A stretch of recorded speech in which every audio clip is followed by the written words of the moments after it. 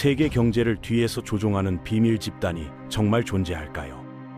인터넷을 뒤적이다 보면 한 가문의 이름이 끊임없이 등장하는데 음모론자들은 이들이 전쟁을 일으키고 정부를 좌지우지하며 심지어 세계 전체를 지배한다고 주장하곤 합니다. 로스차일드.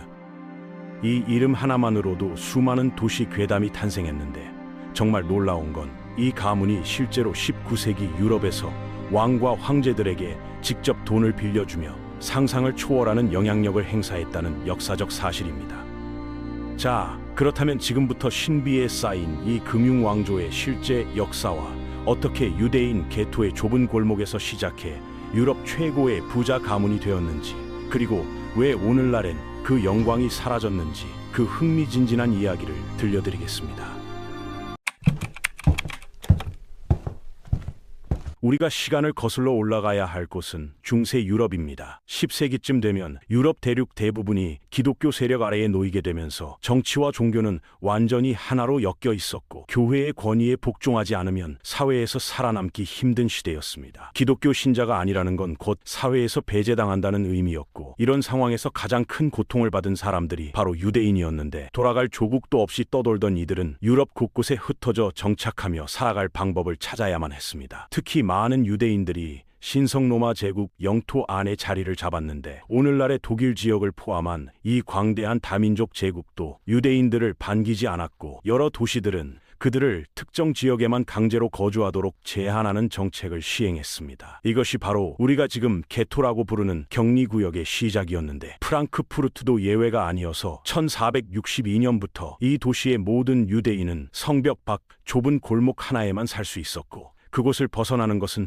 허용되지 않았습니다. 사람들은 이곳을 유덴가세, 즉 유대인의 거리라고 불렀고, 이 좁은 거리에는 빼곡하게 들어선 집들이 있었는데, 당시엔 건물마다 번호를 매기는 대신 특별한 모양의 간판으로 구분하는 게 일반적인 관습이었습니다. 어떤 집은 배 모양 간판을 달았고, 어떤 집은 황금빛 돌 간판을 달았는데, 한 집의 간판은 붉은 방패였고 독일어로 이를 로트실트라고 불렀으며, 이 집에 사는 가족은 적어도 1528년부터 그 간판의 이름을 자신들의 성으로 쓰기 시작했다고 역사 기록에 전해집니다. 당시 대다수 유대인 가정처럼 이 집안도 돈을 다루는 일에 종사했는데, 왜냐하면 중세 기독교 교리가 이자를 받고 돈을 빌려주는 행위를 신의 뜻에 어긋나는 죄악으로 규정하며 엄격히 금지했기 때문에 기독교인들은 이 일을 할 수 없었습니다. 결과적으로 이 수익성 높은 사업은 자연스럽게 유대인의 몫이 되었고, 금융에 관한 지식과 경험은 대대로 이어져 내려왔는데, 로스차일드 가문 역시 환전과 희귀한 주화를 거래하는 일에 특화되어 있었고, 이 분야에서 뛰어난 명성을 쌓아갔습니다. 이 일에서 특히 뛰어난 재능을 보인 사람이 마이어 로스차일드였는데, 1763년 가업을 이어받은 그는 놀라운 주화 컬렉션을 구축했고, 이것이 신성 로마 제국의 상류층과 귀족들을 끌어들이는 완벽한 미끼가 되었으며, 그의 명성은 점점 더 높아져만 갔습니다. 그 중에서도 헤센의 비렐름 왕자가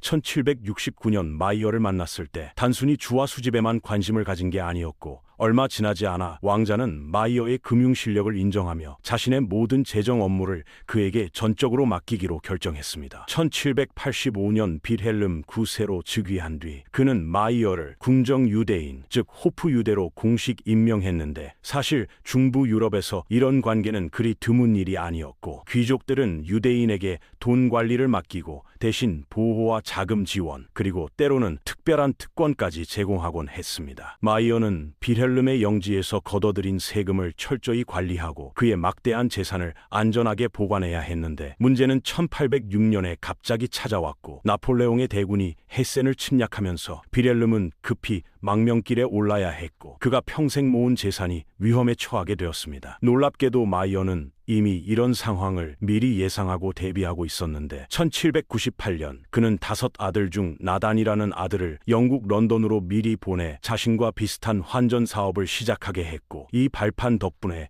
빌헬름의 재산을 안전하게 런던으로 옮길 수 있었습니다. 그곳에서 마이어는 영국 왕실에 대출을 제공했는데, 아이러니하게도 빌헬름은 자신의 영토를 되찾기 위해 나폴레옹과 치열하게 싸우는 영국군에 간접적으로 자금을 대고 있었던 셈이고, 이 과정에서 로스차일드 가문은 유럽 전역을 아우르는 강력한 정보망까지 구축하게 되었습니다. 마이어가 1812년 세상을 떠나자 빌헬름의 재산과 가문의 미래는 나단에게 넘어가 나단은 런던에 남아 사업을 확장했으며 맏형은 프랑크푸르트 본점을 맡았고, 나머지 세 형제는 유럽의 주요 도시로 흩어져 각자의 지점을 새롭게 세우며 가문의 영향력을 키워나갔습니다. 멀리 떨어져 있어도 다섯 형제는 같은 전략을 실행했는데 바로 왕족과 장붐을 빌려주는 것이었고, 프랑스 파리 지점을 맡은 형제는 벨기에의 레오폴드 1세 국왕의 개인 은행가이자 재정 고문이 되어 왕실의 신임을 얻었습니다. 빈 지점을 담당한 형제는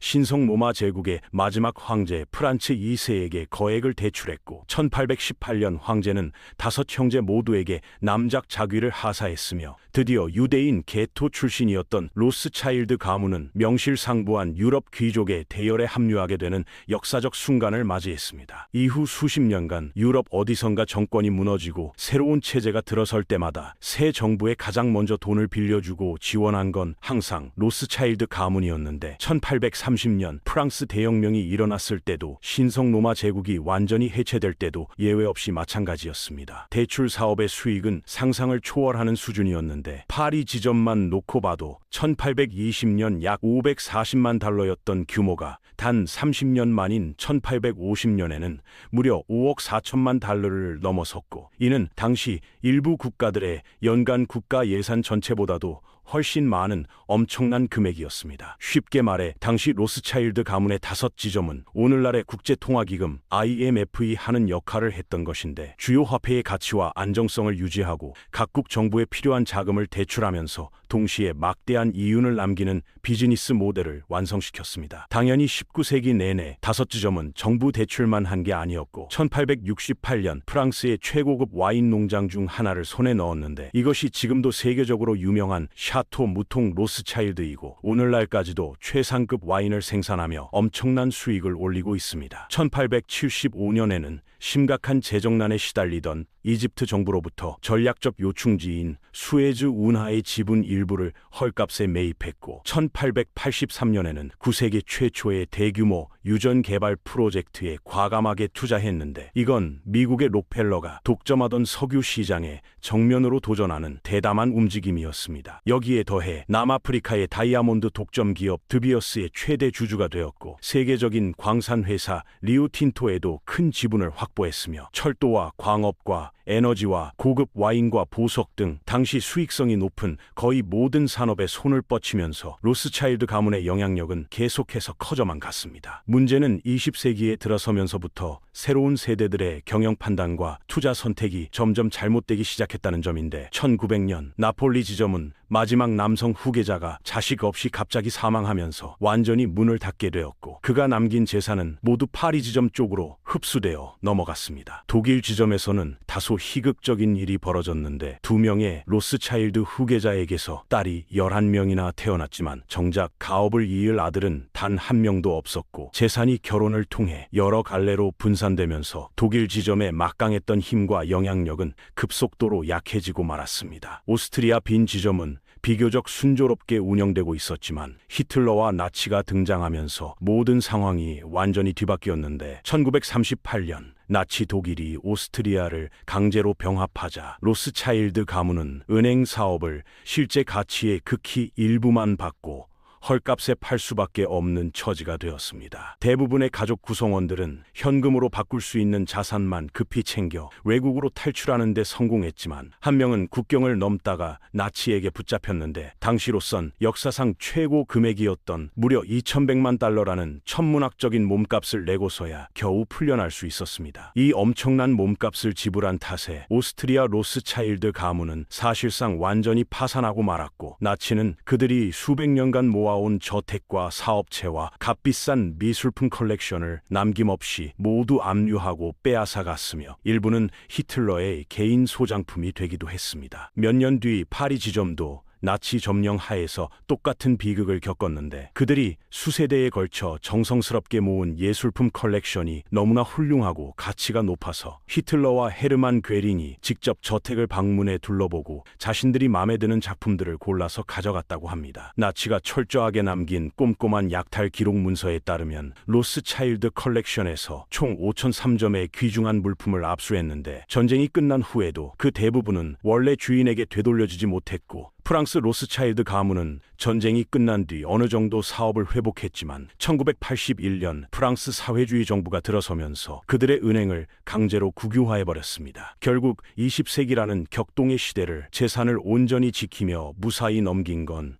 영국 런던 지점밖에 없었는데 20세기 후반 이 지점을 이끈 인물은 에블린 로스차일드 경이었고 그는 지금도 엘리자베스 여왕의 개인 재정 고문으로 일하고 있으며 영국 왕실과 깊은 신뢰 관계를 유지하고 있습니다. 그는 2003년 은퇴하면서 가문의 리더십을 데이비드 로스차일드에게 정식으로 물려줬는데 파리 지점 출신인 데이비드는 영국과 프랑스 두 지점을 하나로 통합했고 스위스를 시작점으로 삼아 끝이 어디인지 알 수 없는 복잡한 페이퍼 컴퍼니 네트워크를 정교하게 구축해 가문의 남은 재산을 철저히 비밀로 감추는 전략을 취했습니다. 결론은 명확합니다. 19세기에 유럽에서 가장 부유하고 영향력 있던 은행가 가문이었다 해도 오늘날 로스차일드는 과거에 화려했던 영광에 비하면 작은 그림자에 불과하고 실제로 포브스 억만장자 명단을 펼쳐 열어보면 가장 먼저 나오는 로스차일드는 822위의 제프 로스차일드라는 인물입니다. 문제는 이 사람이 역사적인 로스차일드 은행가 가문과 전혀 아무런 혈연 관계도 없다는 점인데 단지 우연히 성이 같을 뿐이고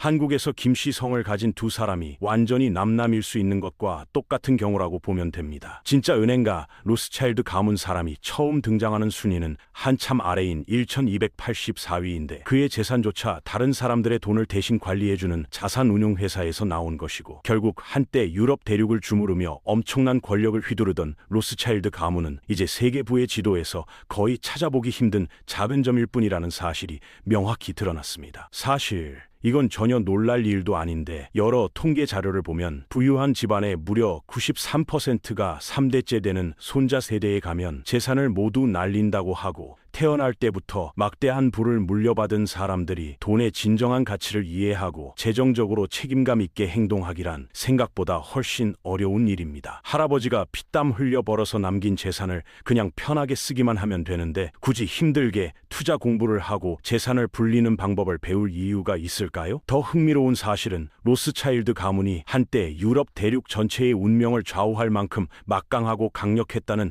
역사적 진실입니다. 두 차례의 세계대전 과 나치의 박해 그리고 세대가 바뀌면서 재산이 여러 갈래로 흩어지고 분산되면서 그들의 엄청난 힘은 조금씩 사라져갔는데 그들의 흥망성쇠의 이야기는 우리에게 아주 중요한 교훈을 남기고 있고 그건 바로 아무리 거대한 부를 쌓아도 그것을 지키고 계속 키워나가는 건 완전히 별개의 문제라는 것입니다. 로스차일드 가문은 수백 년이라는 긴 세월에 걸쳐 힘들게 모은 재산과 권력을 단 한 세기도 안 되는 짧은 기간 만에 대부분 잃어버렸고 이것이 바로 역사상 수많은 위대한 가문들이 결국엔 역사 속으로 사라지고 마는 이유이고 영원히 지속되는 부나 권력 같은 건 이 세상에 존재하지 않는다는 명백한 증거입니다.